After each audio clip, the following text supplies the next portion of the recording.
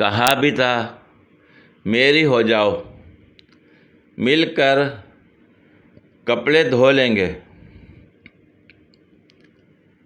आज लगी रहो अकेली सारा दिन।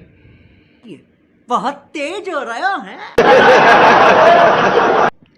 आज जीटी रोड पर सुबह 9 बजे 5 अफराद को, जिनका ताल्लुक़ एक ही ख़ानदान से बताया जाता है, जो कि सफ़ेद रंग की टोयोटा करोला से उतरकर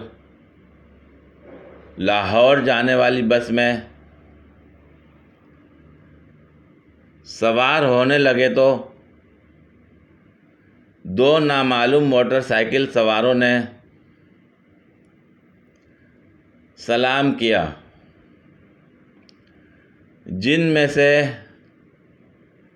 3 अफराद ने तो मौके पर ही जवाब भी दे दिया, जबकि दीगर 2 अफराद ने पूछा, ये कौन है ये लोग? कहाँ से आते हैं? ख़राब तो मैं उसी दिन हो गया था जब नर्स ने मुझको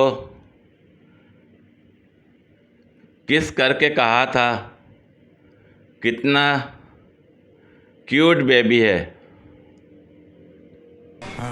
ये बड़ी अच्छी बात कही आप।